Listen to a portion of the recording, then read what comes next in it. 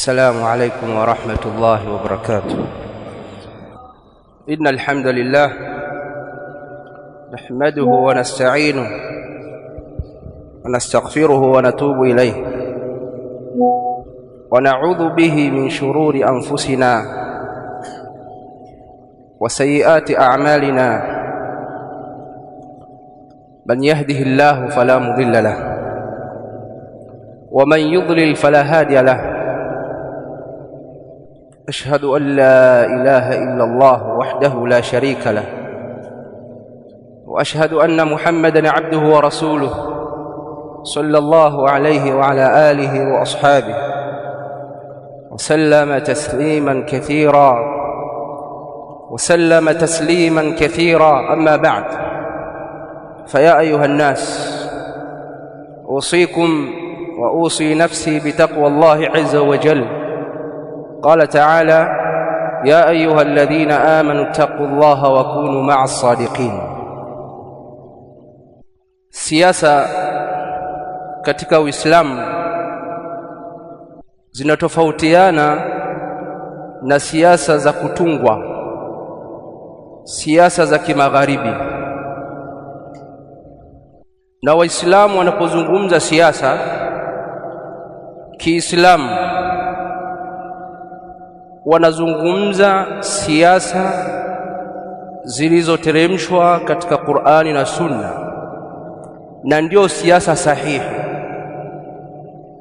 Kwa hiyo tunapoelezea siasa na kuwahutubia waumini wetu siasa, tunawahutubia siasa sahihi inayowahusu, ambayo imekuja katika Qur'ani na Sunna. Na miongoni mwa tofauti ya siasa ya Kiislamu na siasa za kimagharibi zilizotungwa, zingine zimetungwa karne ya 16, 17, karne ya 18, karne ya 19, na mifumo iliyotungwa na watu wa falsafa. Siasa hizo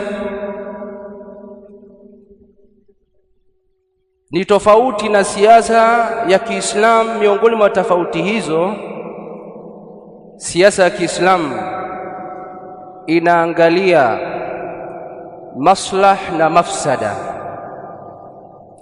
Siasa ya Kiislamu inapima uzani kati ya maslahi ya kufanya jambo na ufisadi wake. Siasa za kimagharibi zinaangalia faida za kumnufaisha mtu,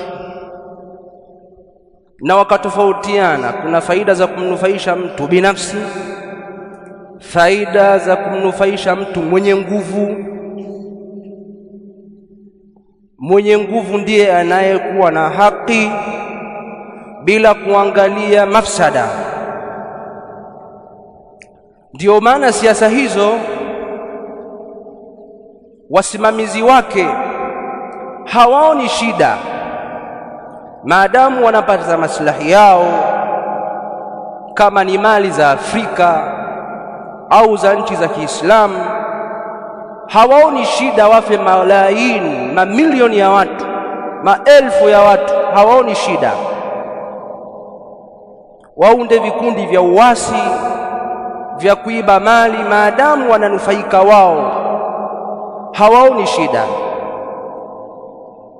shida kabisa, jambo la kawaida kwao. Na ndio maana kuna nchi ambazo zimetuzunguka zina vikundi vya uasi usioisha miaka na miaka. Sababu ni hiyo. Siasa za Kiislamu zinaangalia, je, kuna maslahi hapa au kuna mafsad, au kuna maslahi lakini mafsadi ni makubwa. Na hii ni kwa sababu siasa ya Kiislamu imekuja kuhifadhi mambo matano. Jambo la kwanza, kuhifadhi dini iwepo isipotee. Jambo la pili, kuhifadhi nafsi, roho za watu zisiondoshwe kwa dhulma, watu wasife hovyo hovyo. Na jambo la tatu, kuhifadhi akili, kusiwe na madawa ya kulevya yanayoharibu vijana, yanayotia wendawazimu vijana na mambo mengineyo. Jambo la nne, hifdhul ird, kuhifadhi heshima za watu. Na jambo la tano, hifdhul mal, kuhifadhi mali.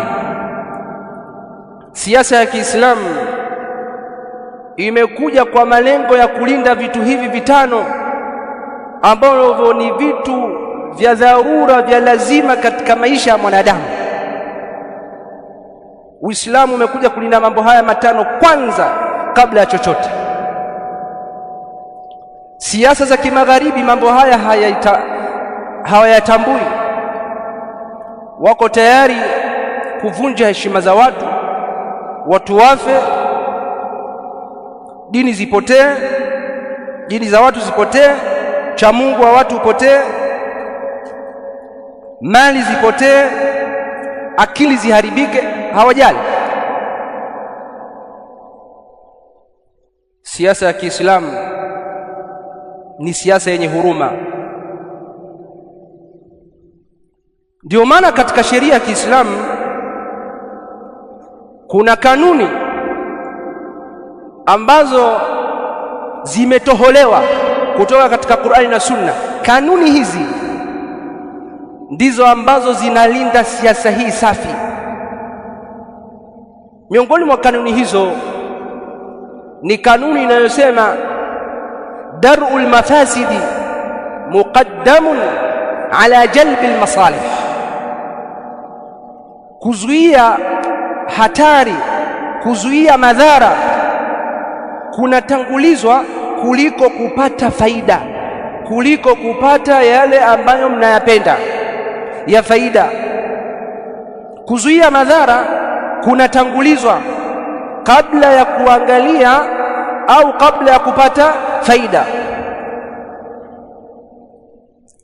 Lakini kanuni hii vile vile ina ibara nyingine inayosema daf'ul mafsada ahammu min tahsilil maslaha, kuzuia madhara, mafsadi, madhara ni jambo kubwa na la umuhimu zaidi kuliko kutafuta na kuyapata maslahi, mambo mazuri, mambo ya maslahi.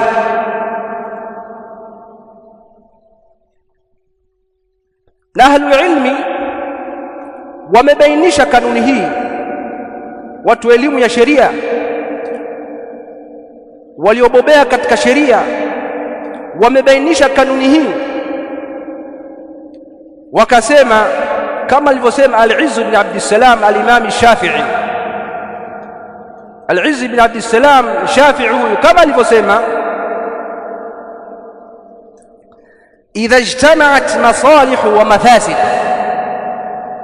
yakikutana madhara, yakikutana maslahi na madhara, fa in amkana tahsilu al-masalih wa dar'i al-mafasid fa'alna dhalika, ikiwezekana kupata yale maslah na kuzuia yale madhara, tunafanya hivyo imtithalan li amri Allah ta'ala fihima.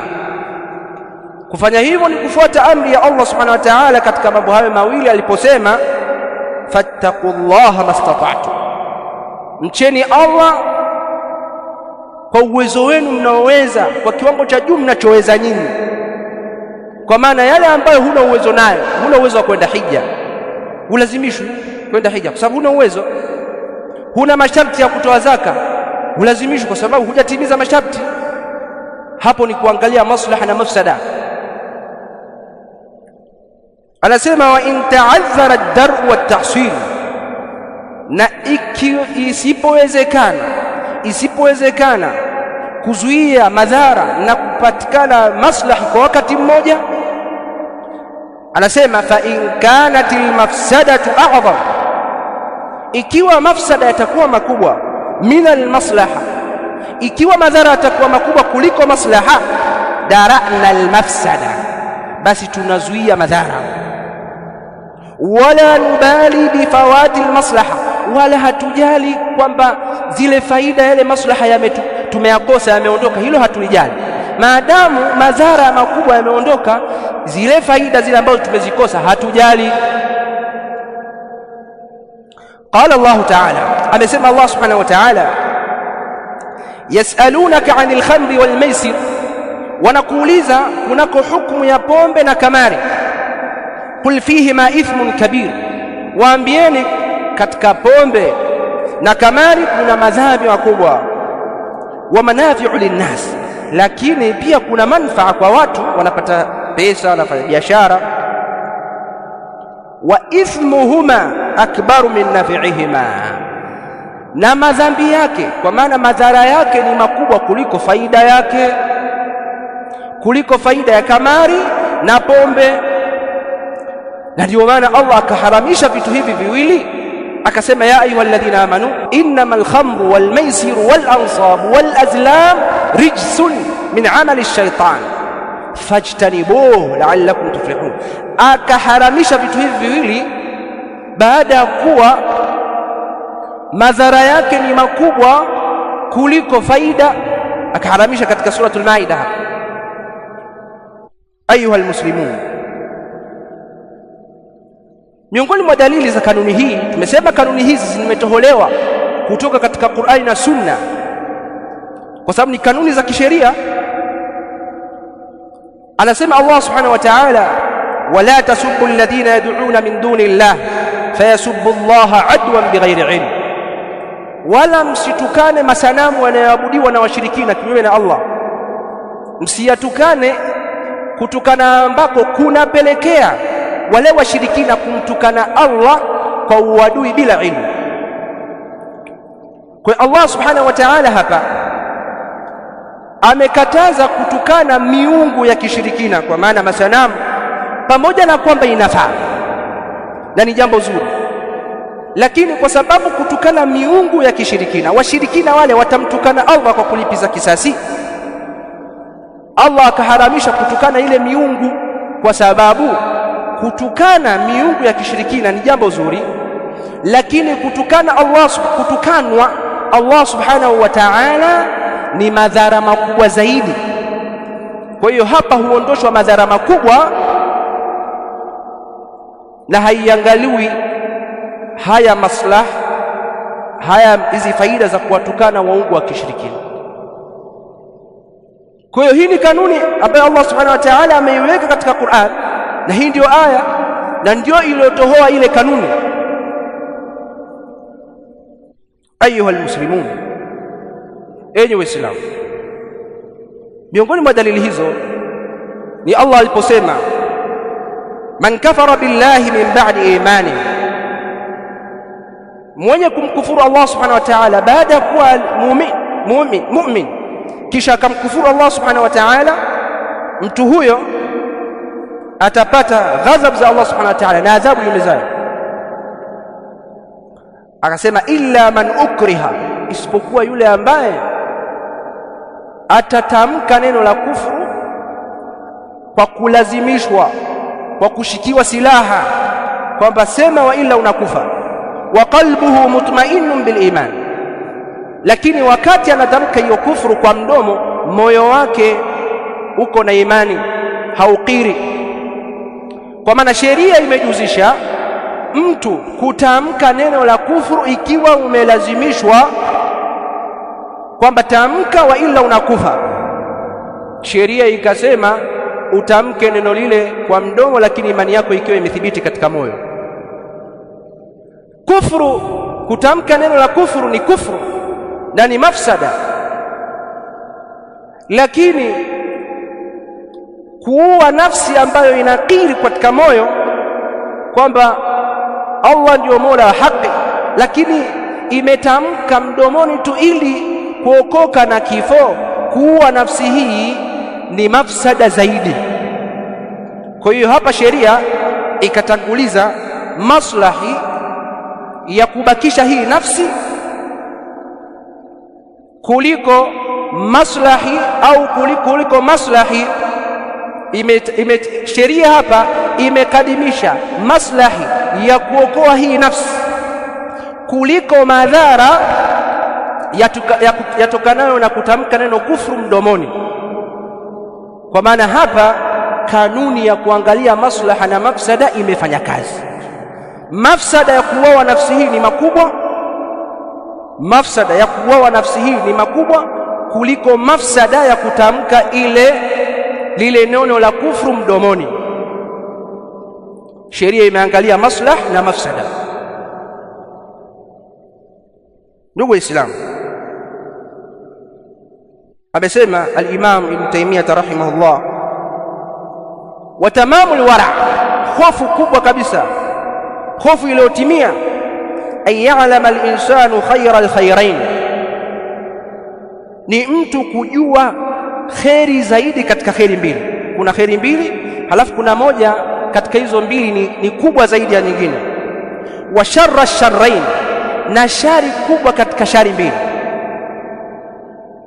Wa ya'lama anna ash-shari'ata mabnaha ala tahsil al-masalih wa takmiliha wa ta'til al-mafasid wa taqliliha, na ajue kwamba sheria imejengeka katika kuleta maslahi na kuyatimiza na kuzuia madhara na kuyapunguza. Wa illa faman lam yuwazin ma fi al-fi'l wa at-tark min al-maslahati ash-shar'iyyah wal mafsadati ash-shar'iyyah wal mafsadati ash-shar'iyyah faqad yad'u wajibatin wa yaf'al muharramat. Wa ila yule ambaye atakuwa haliangalii hilo, basi mtu huyo anaweza akaacha mambo ya wajib na akafanya mambo ya haramu. Na vile vile amesema al-Imam Ibn Taymiyyah rahimahullah, laysa al-aqilu alladhi ya'lamu al-khayra min ash-sharr, mtu mwenye akili si yule ambaye anajua khairi kuliko shari, yani si yule mtu ambaye anajua khairi na shari. Wa innama al-aqilu alladhi ya'lamu khayra al-khayrain, lakini mtu mwenye akili ni yule ambaye anajua khairi kubwa katika khairi mbili, wa sharra ash-sharrain, na shari kubwa katika shari mbili. نسأل الله سبحانه وتعالى التوفيق والسداد. إن الحمد لله نحمده ونستعينه ونستغفره ونتوب إليه ونعوذ به من شرور أنفسنا وسيئات أعمالنا، من يهده الله فلا مضل له ومن يضلل فلا هادي له. أشهد أن لا إله إلا الله وحده لا شريك له، وأشهد أن محمدًا عبده ورسوله صلى الله عليه وعلى آله وصحبه وسلم. أما بعد، فيا أيها المسلمون، enyi Waislamu, sheria ya Kiislamu kama tulivyoona imeangalia maslaha na mafsada katika kuyaendea mambo, katika siasa, bali katika mambo yote, katika da'wa, katika jamii, katika kila kitu. Je, maandamano yana kheri au shari? Maulama wa sheria ya dini yetu wamebainisha na waqi' unaonyesha. amesema al-Imam Ibn Baz rahimahullah, فالنبي صلى الله عليه وسلم مكث في مكة 13 سنة. Mtume sallallahu alaihi wasallam amekaa Makka miaka 13 akilingania. Lam yasta'mil mudhaharat wala almasirat, hajafanya maandamano wala kutembea matembezi ya maandamano, hajafanya hivyo. Pamoja kwamba alikuwa amedhulumiwa na ana haki yake anaidai, amezuiwa kuabudu. Mtume sallallahu alaihi wasallam amezuiwa kutangaza dini, kusema la ilaha illa Allah, amezuiwa, lakini hajafanya maandamano. Walam yuhaddid an-nasa bitakhribi amwalihim wa ikhtiyalihim, wala hajatishia watu kuharibu mali zao na kuwaua. Wala shakka anna hadha al-usluba yadhuru ad-da'wata wad-du'at, la shakka kwamba, hakuna shaka kwamba uslubu huu unadhuru da'wa na maduat. Kisha akasema fahum yuriduna al-khayra bihadha al-uslub, wanakusudia khairi kwa uslubu huu, kwamba tunadai haki, tunatafuta haki zetu. Walakin yahsulu bihi dhiddu, lakini kwa uslubu huu kinyume chake ndicho kinachopatikana, nayo ni madhara, hasara kubwa ndio inayopatikana, mali huharibiwa, nafsi hupotea.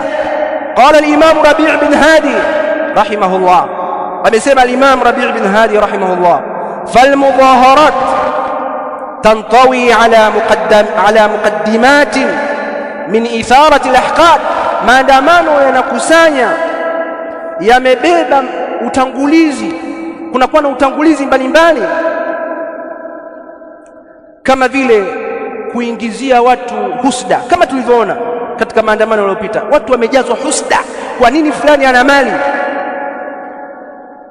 watahyiji ala tariqati alkhawarij alqa'd, na kuhamasisha watu katika njia ya makhawarij alqa'da, ambao tuliwaelezea hapa katika juma iliyopita. Nao ni wale ambao wanahamasisha watu kutoka lakini hawatoki. Wengine wako Ulaya, wengine wamejificha huko, wengine wanatumiwa pesa kwa njia eti taasisi za kidemokrasia zinatumiwa pesa kuhamasisha demokrasia. Uongo, kadhib. Wa ish'ari an-nas bidhulm, na kuhamasisha watu kuambia nyinyi mnadhulumiwa. Wa hathi lin-nasi ala al-mutalabati bil-huquq, na kuhamasisha watu kudai haki wanazodai haki. Wal hurriyat, na uhuru, kuwa huru, uabudu unachotaka, uwe unavyotaka, ukitaka kuwa shoga kuwa, wa ghairi dhalika min al-muthirat, na mambo mengine ambayo wanayatangaza. Wa qabla dhalika nafkhun wa nafthu ash-shaytan fi an-nufus, kabla hapo shetani anafanya kazi ya kuchochea watu katika nafsi zao. Thumma yandafi'u an-nasu fi ash-shawari'i wal mayadin, kisha watu wanajirusha, wanaingia katika kwa hamasa katika mitaa mbalimbali. Fi hiyajin wa fawda wa sakhbin, katika hali ya kuwa na jazba na makelele. Wal ghalibu, na mara nyingi an yakuna min almutadhahirina tahaddin wa takhrib, waandamanaji wanakuwa na vitisho na wanaharibu. La yahkumuhum wala yahkumu awatifahum aqlun wala shar'a, hakuna akili wala sheria inayoongoza zile hamasa zao. Fatati nataiju almurra, matokeo yake yanakuja mabaya chungu. Min alistidami biquwati dawla, matokeo hayo ni matokeo ya wao kupambana na vyombo vya dola. Al-amru alladhi yuaddi ila safki ad-dima, jambo linalopelekea kumwagika damu. Wa ihdari al-amwal, na mali kuharibiwa, kama tulivyoona magari yamechomwa moto. Wa nahbiha, na kuibwa mali, simu za watu zimeibiwa, gesi zimeibiwa. Ila akhir al-mafasid, na mafsada mwingineyo. Allati hasalat wa tahsul, ambayo yametokea na yanazidi kutokea.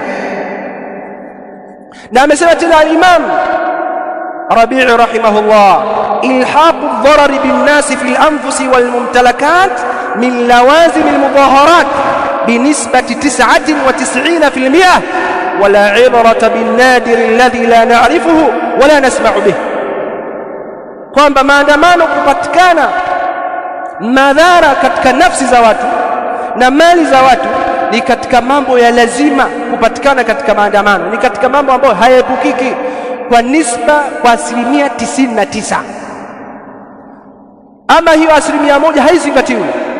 99% maandamano huleta vurugu na heshima za watu huondoshwa, watu kutukanwa, watu kubaguliwa. Na nchi yetu hii kama tunavyojua ni nchi ambayo tunaishi kwa amani miaka mingi sana, tukivumilia shida tulizokuwa nazo, tukivumilia baadhi ya haki ambazo baadhi ya jamii hawajazipata bado, kama sisi tulivyovumilia miaka yote haki yetu ya kuwa na mahakama ya kadhi. Kama tulivyovumilia miaka yote, tulivumilia kwa sababu ya maslaha. Hamsemi, tunasema, lakini kusema kwetu kuna tofautiana na siasa za kimagharibi. Siasa za kimagharibi umshambulie kiongozi katika mimbar, umseme, shambulia kwa maneno mabaya. Siasa ya Kiislamu inasema umfuate kiongozi, uongee naye kwa maneno mazuri, kwa hikma, mwambie kuna hili, kama ambavyo tumeisoma hadithi katika hutuba mbili zilizopita.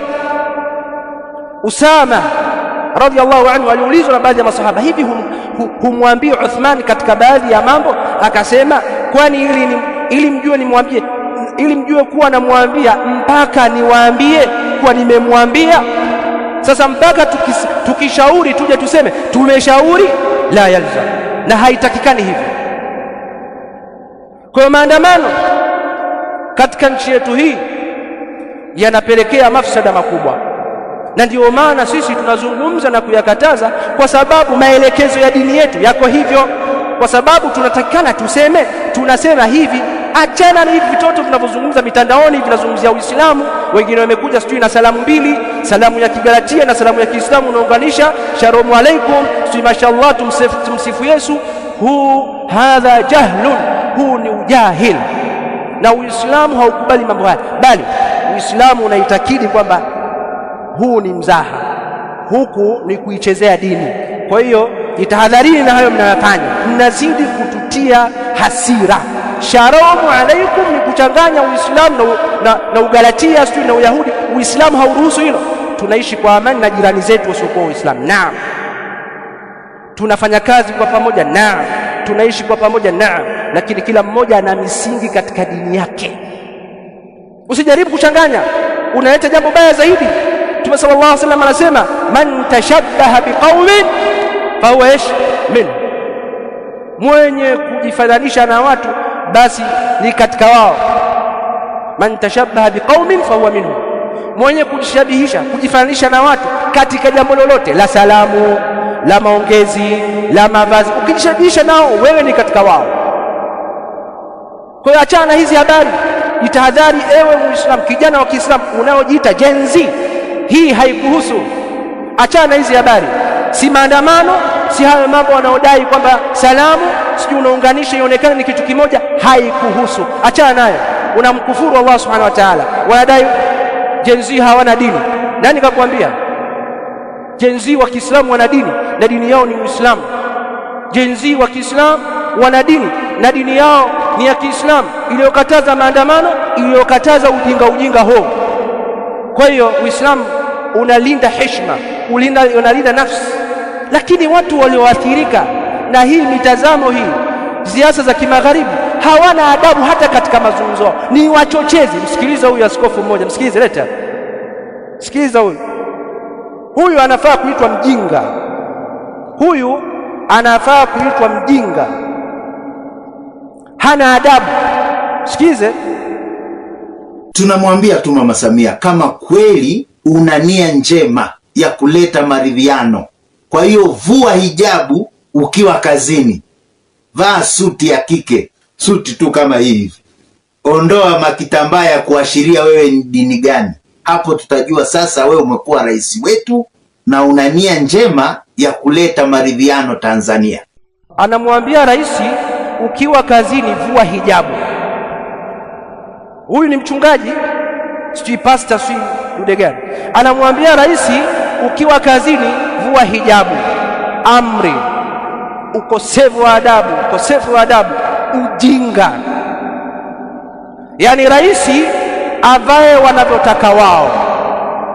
Wanataka kumpangia rais jinsi ya kuvaa, watamwambia uvae kimini, watamwambia uvae kadha. Jahil murakkab, jinga wa kiwango cha mwisho kabisa. Hawa ndio waandamanaji ambao wanasema wanaandamana tarehe 9, ndio hawa. Dhahir wanatetea haki yako wewe, uhakika ni chuki kwamba rais, kwa nini miongoni mwa chuki zao, kwa nini rais anavaa hijabu? Hebu angalia sasa, ikiwa wanachukia rais kuvaa hijabu, itakuja kuwa wewe kupata mahakama ya kadhi. Anasema Allah subhanahu wa ta'ala, wanatamani wale ambao wamekufuru, lauti kama na nyinyi mtakufuru mwe sawa. Na anasema Allah, ya ayyuhalladhina amanu la tattakhidhu bitanatan min dunikum la ya'lunakum khabala. Almuhimu, aya ni nyingi. Hasa watu kama hawa ndio waandamanaji. Dhahir wanadai haki, chini nyuma ya pazia wana kitu kingine wanachokitafuta. Sasa wewe ingia kwenye mtego, shauri yako. Unatoka katika taa ya Allah subhanahu wa ta'ala, na vile vile unajiweka, unajifananisha na makufar. Na ukifa katika hali, ukifa umetoka katika Uislamu, khalidun mukhalladun fi nar, ni motoni milele. نسأل الله سبحانه وتعالى التوفيق والسداد.